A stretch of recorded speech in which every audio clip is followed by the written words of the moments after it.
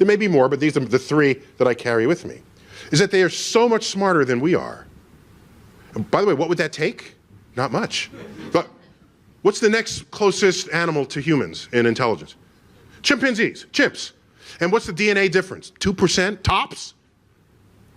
Yet, what's the most they can do? They can stack boxes and reach a banana?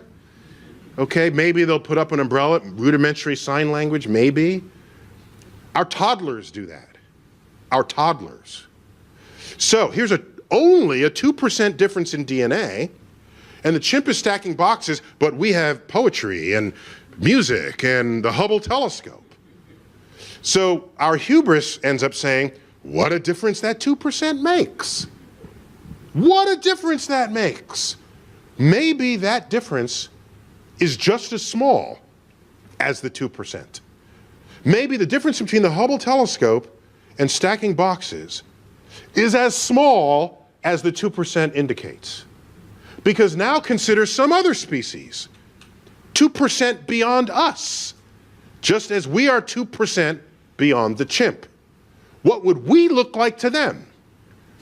They would roll the smartest human Stephen Hawking, roll him forward and say, this one is slightly smarter than the rest because he can do astrophysics calculations in his head, like little Timmy over here who just came back from preschool. Alien Timmy. Oh, look, you just composed your 12th sonnet. That's beautiful. Oh, you just re-derived the fundamental principles of calculus. Let's put it on the refrigerator door. Yes, that's what their toddlers would be doing because our toddlers do what the smartest chimps do. If aliens came and they had only that much more intelligence than us, the gap that is between us and chimps, and we have DNA in common, if they were only that, they could enslave the entire earth and we wouldn't even know it.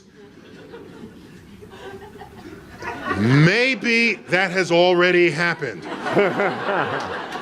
And we are living our lives as though we are expressing the free will of the human species, yet we are nothing more than an ant farm on their shelf. And look at what we do to, I don't know if this is still a thing to do, when you have ant farms. You ever have an ant farm and there's a little bit of sand here and there's a vessel and there are little tubes. They're the ants just doing their thing. And I don't know if they're happy or sad or they're thinking about it, but do they know they're in an ant farm? Do they have self-awareness?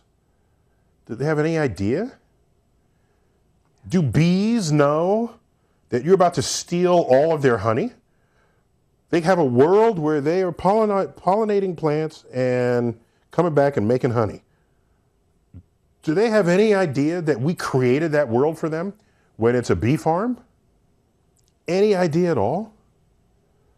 So we get to do this because we are smarter than they are, so we can outsmart them and create an environment in which we think they're happy.